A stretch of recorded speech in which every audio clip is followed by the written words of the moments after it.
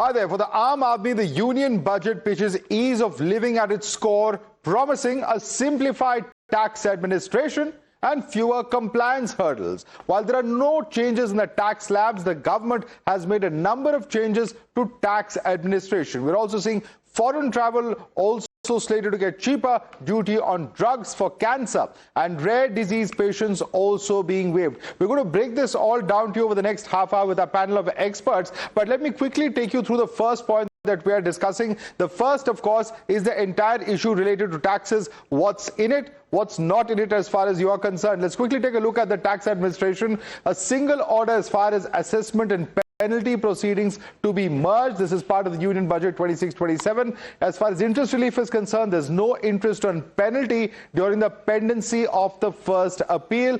Lower appeal costs, the pre-deposit cut from 20% to 10% is part of what has been proposed. As far as the taxes are concerned, applies as far as only to core tax demand, not penalties or interest is concerned. There's also, of course, the expected impact, lower upfront cost, reduced litigation that is expected. There's also, of course, let's quickly bring in the next set of points if we can. Correcting discrepancies, return update allowed even after the reassessment begins. Very important. Additional 10% payable for updated tax returns as well. Voluntary correction to avoid prolonged disputes as well that has been proposed. Let's also quickly take you through the revised deadline. The earlier deadline was December 31st. The new proposed deadline is March 31st with nominal fees. Let's quickly take this across to our guest. Joining us is Jayant Sinha, former MOS Finance. We also have with us here in our studio R. Jagannathan, author, Rohit Azad, economist, Monica Hallan, author, also with us here in the studio. Let me come across to you first. Jayant Sinha, not much in terms of relief for the Aam Aadmi, but how much are these clarifications or simplifications going to ease the burden on the common man in this country, in your view? They will definitely ease the burden on the common man. And of course, for NRIs as well, there have been a lot of simplifications also. And let's put this in the context of what has been happening in the past 12 to 18 months as far as tax simplification is concerned. First, of course, we had the movement of the slab so that 12.75 lakhs is really now the threshold for which you start paying taxes, for which I think the Aam Janta must absolutely thank the Honorable Prime Minister and the Finance Minister, because they're now effectively out of the tax net. So there's only a handful of people left that are actually going to be paying taxes. So that was a major simplification. Then, of course, we had the GST simplification. And here, if you've studied the details in the budget at a glance numbers, you'll see that actually GST tax collections are coming down in the coming fiscal year by at least 1 lakh crores relative to the past. So the GST simplification has reduced the tax burden on everyone, not just the high-income taxpayers that are left in the tax base. So that's made a very big difference. And then finally, on customs as well, a number of simplifications, a number of reductions on customs duties also, and that as well is going to reduce the tax burden for all of us. So if you look across the board, we've had tremendous tax reforms over the last few years. Let's not also forget that in 2019, corporate taxes were brought down to 15% and 22%. So we've got a world-class, outstanding tax sort of code now, which can hold its own against anybody in the world. Okay. Monica Hallan, you've been going through the fine print. He says it's a world-class tax code. Do you agree with him? A, and B, the larger question, of course, that many will ask is, what about the finer points, for instance, gold bonds, long-term capital gains? There are a lot of questions that still would be on the minds of the Aam Aadmi, the retail investor. Right. So I really don't know why it should take the budget for this process reform. This should actually happen as a matter of course. If the intention is ease of living, ease of doing business, why wait till the budget to do it? But I'm happy that it's being done. But let me come to something that I saw. It's very quickly that you've got to look at the budget papers. I saw that the gold bonds, the RBI has a gold bond scheme, which is right now paused. But it's saying that you will get the capital gains tax waiver only if you're the original buyer and you hold till maturity. So people who have bought in the secondary market will not get that benefit of going tax-free on the profits that they have made, which have been substantial because of the run-up of gold prices. So that's something that I picked up, that only if you're the original buyer, it's in your interest to hold on to it if you want the tax break. Okay, that's very significant. We're going to come to that point of gold and silver prices at the same time. But let me bring in Rohit Azad. Rohit Azad, what's in it for the middle class? We are seeing a lot of debates surrounding various aspects, including, the entire thing of Manrega being changed to G-Ram-G. The outlay actually is higher when it comes to G-Ram-G at this point of time. But for the middle class, viewer, the Aam Aadmi, do you really see any relief that has come in from the government this time around? So the issue is, who is Aam Aadmi? In fact, we were discussing, Madhav, that who is Aam Aadmi? If you look at the Indian data, if you define 50% to 90% of the population, if that is Aam Aadmi, then the income is 6,000 rupees a month to 25,000 rupees a month. That is the Aam Aadmi if you think in terms of middle classes. What we are really talking about is actually the top 10%, top 5%, top 1%. That rebate, I think they got last year in the last budget. For them, there's nothing new, it's true. But for the others, what they were expecting, what should have been the central focus of this budget, which was in terms of employment, I've been saying this, is something which is missing. So if you talk about the real Aam Aadmi, they have definitely not only have they not got anything, they probably were looking for something which they have not received from the government. Nothing much for the middle class Aam Aadmi. Do you believe that? No, I don't think the fact that you don't directly hand out some cash or some tax benefit does not mean you're not getting it. If you're getting it in terms of lower prices, either through customs or other things, and if you're getting it, see, if you look at the entire budget, the focus is on all the service sectors which are supposed to grow, okay, and services are the primary drivers of growth in this country. Okay, it is not agriculture has to shrink. Manufacturing will not produce, even if it grows to 25%, it will not produce the kind of jobs because most of it will be automated. It is in the services linked to manufacturing and services in general, they'll do. And the entire budget is actually about services. I mean, they are planning from data centers to all kinds of small, small services, tourism, health, education, everything is about services. So you will benefit in terms of the overall job creation and the spread of new income opportunities rather than direct benefits. See, the direct benefits, not just the middle class, even the genuine Aam Aadmi, that is those people who are living on the borderline of survival, they get free food, 5 kilograms every gram. Then many states have doled out cash incentives for individuals, I mean for women-led or whatever it is. So families have some money and they have food. So basics are taken care of and many other things are free. I mean in Karnataka you have bus rides are free for women. So I'm saying in kind many things have been given.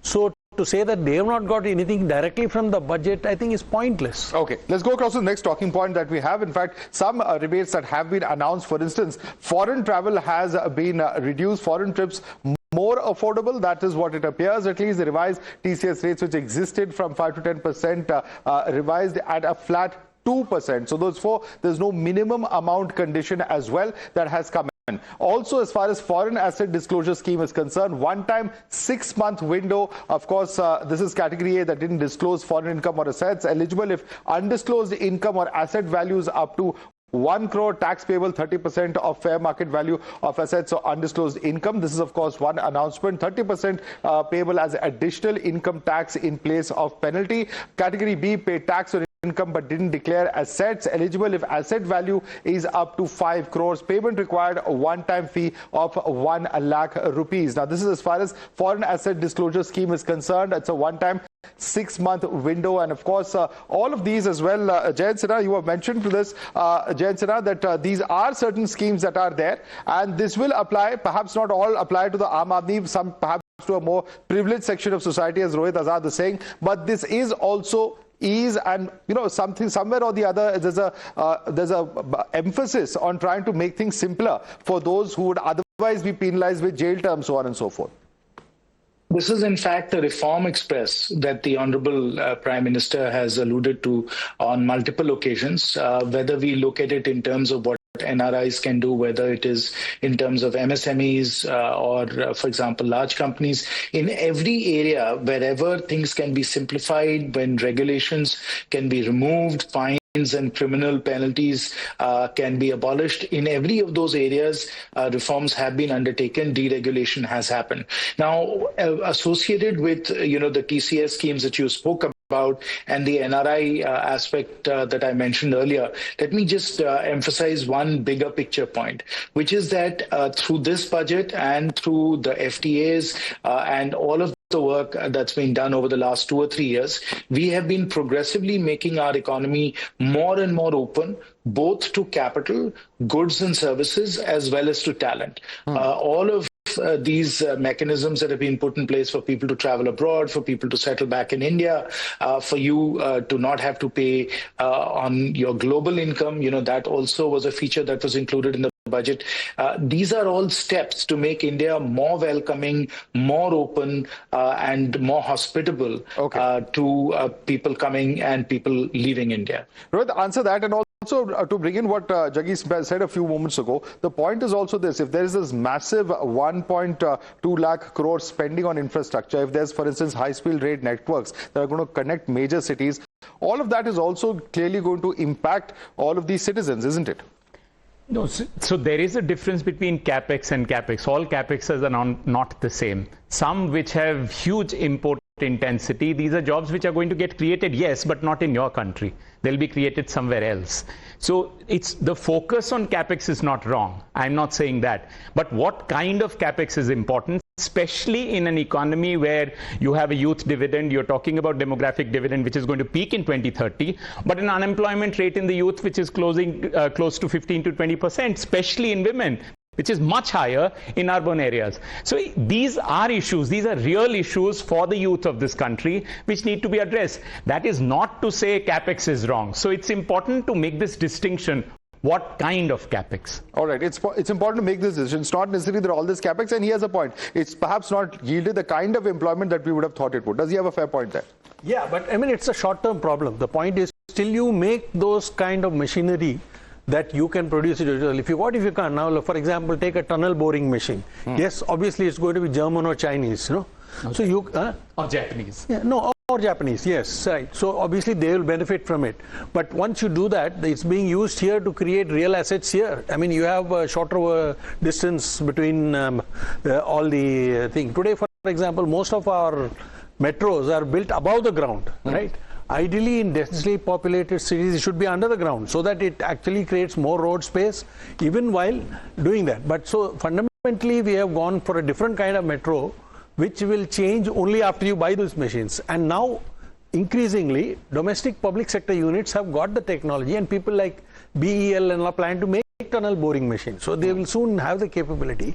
But do you wait 5 years for that to happen, or do you wait? So short term, somebody else will benefit. You can't help it. Monica, how much of this actually? Yeah, how much of this actually is going to have an impact? No, so just on the jobs thing, I think the way a lot of framing is done is to say that government has not done anything for job creation. I think they are alluding to the fact that no more government jobs are being created. So I think we need to make that distinction that jobs actually should be created by the private sector or by MSMEs or small enterprise who have the potential to grow and then give employment. So I think this fixation and the statistic on youth being unemployed, a lot of that is because they're taking all these government exams, because that's a free lottery. Once you have this, lottery for life, which is a government job, you get benefits, you get pension, no one can fire you, you get increments, inflation indexed, you get medical benefits. I mean, who wouldn't want that? School teachers are paid, government school teachers are paid far higher. It's a multiple of what private sector gets. So of course you want that freebie at all. So definitely we need to understand that whatever increases jobs for the private sector, for enterprise is actually good. Anything which is increasing jobs in the government is actually bad for us as taxpayers, because we are paying that. Okay, let's take a quick look at the next talking point and quickly bring that up on the screen. This is, of course, relief for cancer patients as well as rare disease patients. Due to relief on cancer drugs, basic customs duty removed on 17 medicines, import exemptions for rare diseases, 7 rare diseases also that have been brought under the customs duty relief, which is very significant. Personal import of drugs will also be exempt from duties. Clearly, this is, of course, a significant move, Rohit. This is not something that anybody can object to. Clearly, of course, when it comes to diseases such as cancer, this is a step that has to be welcomed. No, absolutely. I think a public health emergency, and that is why bringing in pollution in this context is even more important, because death from cancer is also related to air pollution. So it's a good thing. I think it's a very good initiative. At the same time, I would say more should be done on that. And I just want to pick this point on jobs. Nobody is talking about government jobs. That's a misrepresentation. When we are talking about jobs, these are general, common jobs. Jobs for women, when you say LFPR has gone up for women, it has gone up in agriculture. That's not really job, that's distress employment. It has not gone up in salaried jobs. So even in the private sector, it is not getting created. Forget about government. Government is disinvesting anyway from many institutions. So those jobs are anyway gone. So here we are talking about jobs in the private sector, not about the government jobs at all. All right. You want to respond to that, Jayant Sinha, because he says that it's very good you're doing so much for the area of healthcare, but what about tackling something like pollution, something that even the IMF has spoken about, that it has a huge impact, not just in terms of the citizens, their own health is concerned, but also in terms of the larger investment climate and, you know, something that investors too are concerned about and therefore impacts our economy. Jayant Sinha. I'll come to the issue of sustainability and cleaning up our air, but first let me address the jobs issue. Rohit says that we are not creating enough formal sector jobs. That's not true. If you look at the EPFO data, you'll find that month after month we are increasing formal sort of jobs by 15 to 20 lakhs, because these are the number of new people that are joining EPFO. So we have a large number of formal sector jobs being created, and that's being demonstrated through this data consistently year after year. So the job creation is robust. Now, obviously, we are in a situation demographically where we have to create 10 to 12 million jobs a year. That's a large number for any economy to absorb, but we are actually doing quite well in terms of formal sector job creation. Now, coming to the sustainability issues that you brought up, this is an area in the budget that I wish a little bit more could have been done. Obviously, we all know the situation with respect to AQI and air pollution in our cities. And I think the budget could have provided more of a boost for electric vehicles. There's a lot of data that indicates, I'm a chemical engineer by training myself. So if you look at the data on particulate matter and the emissions that are coming from tailpipes of cars, etc., 40 to 50% of the air pollution in our large cities is actually coming from vehicles which are largely fueled by petrol, diesel, and CNG. So we need to electrify transportation as quickly as possible, particularly with buses and trucks, two-wheelers, three-wheelers, four-wheelers. All of these, if we had dropped GST on them or provided substantial subsidies, we could have moved quickly towards electrifying transportation, and that would make a big difference to air quality in our cities and sustainability and health, of course.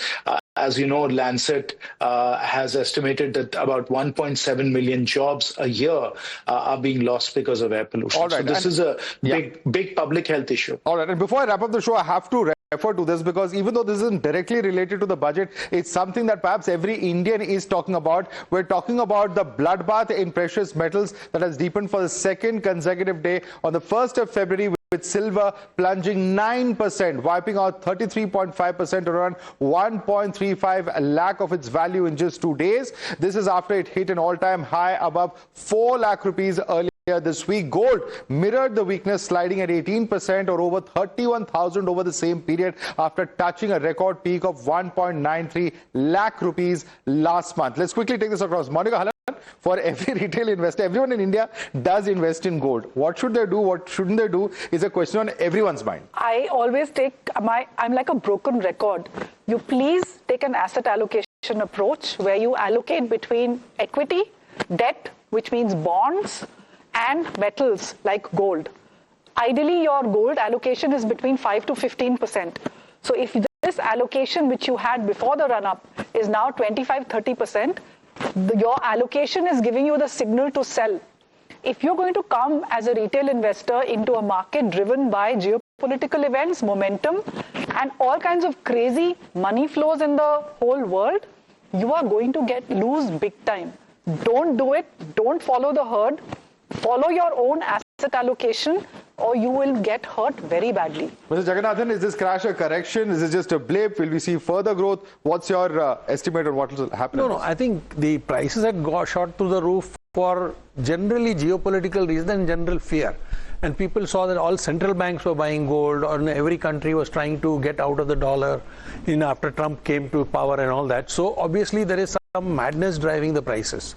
And it's not real demand for gold or silver or what is it. Once gold reached some stratospheric level, people thought, let's try silver. Now you will find that in platinum or even copper is happening there. Okay. So my point is, unless you are a speculator, you must keep investments in this limited. Now, I am an investor in sovereign gold bonds. I am thrilled with all this. But I am the first one who wrote that the government shouldn't be giving a free lunch to all the people who want to buy gold. Let them buy it from wherever they want. So, but Akhilesh Yadav says we'll soon have to, buy ornaments that are made from iron and plated in copper. Will that be true? Will that not be true? We don't know. The jury is India will never do that. No Indian will ever do that. Jayant Sinha, R. Jagannathan, Rohit Azad and Monica Hallan, I'd like to thank all of you for joining us and breaking this down in terms of what this budget really means for the Aam Aadmi, for the middle class in particular. Thanks so much for joining us.